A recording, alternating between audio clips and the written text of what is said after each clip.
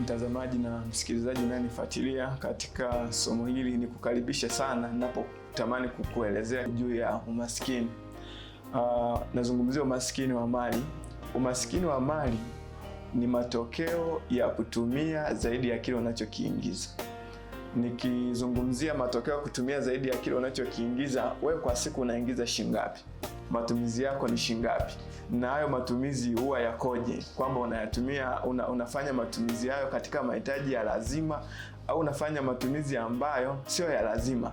Kwamba unapopata hela ni mtu ambaye unabebelea kile unachokiona njiani wewe ni kununua. Kwa hiyo ukiangalia umaskini tulionao mara nyingi ni matokeo mabaya ya fedha tunazozipata. Ukweli ni kwamba hakuna mtu ambaye ni maskini katika hii dunia. Umaskini wetu upo katika fikra. Kwa hiyo ukitamani kutoka kwenye mnyororo wa umaskini, unatakiwa ufanye mambo yafuatayo. Jambo la kwanza, upunguze matumizi na uongeze kipato. Sasa utaongezaje? Nitaelezea hapo mbele. Kwa hiyo ukipunguza matumizi ukaongezea kipato, hii itakusaidia kutoka kwenye mnyororo wa umaskini. Lakini matumizi yako yakiwa ni makubwa kuzidi kipato, huwezi ukatoka kwenye mnyororo wa umaskini. Unaweza ukakuta mtu anaamka asubuhi anapata shilingi 10,000 kwa siku, matumizi yake shilingi 8,000, alafu inayobaki shilingi 2,000. Hiyo anaitumia kesho kwenda kazini, kwa inamsaidia kwa ajili ya nauli.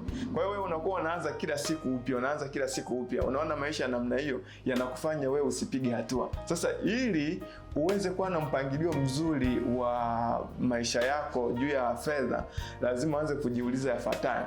Fedha yako unapokuwa ukiitafuta, unapoipata, huwa inaenda wapi na inaenda kufanya nini? Kwa sababu fedha usipoipangia sehemu ya kwenda, yenyewe itakupangia mahali pa kuipeleka. Kwa hiyo kabla ya kupata fedha, anza kwanza kufanya maandalizi ya kuipangia fedha yako sehemu ya kwenda. Kwamba ninafanya kazi nikiwa nina sababu. Kwamba leo nafanya kazi nikipata fedha na kusudia kufanya jambo hili.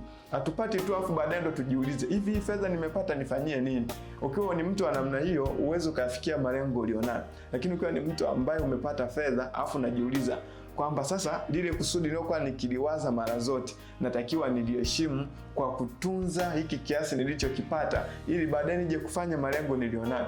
Hii itakusaidia sana. Lakini ukiwa unapata afu ndo unajiuliza, hivi ninafanyeje? Ni nadra sana kuyakumbuka yale mawazo mazuri. Kwa hiyo anza kuwa na malengo na sababu zinazokufanya wewe ufanye kazi. Nikisemea hivyo, andika kwamba leo nafanya kazi. Hapa sasa hivi tuko mwaka mwingine, nafanya kazi mwaka huu. Baada ya miezi kadhaa natakiwa kuwa nani, wapi, na niwe ninafanya nini? Hayo ni maswali ambayo unatakiwa ujiulize mapema.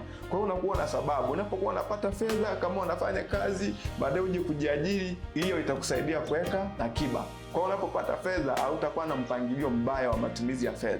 Utakuwa na mpangilio mzuri wa matumizi ya fedha zako. Unapata, unaweka akiba. Kwa hiyo ningependa nikushauri kwamba anza kuwa na mpangilio bora wa matumizi yako ya fedha. Somo hili litakuwa na muendelezo, nitafafanua zaidi.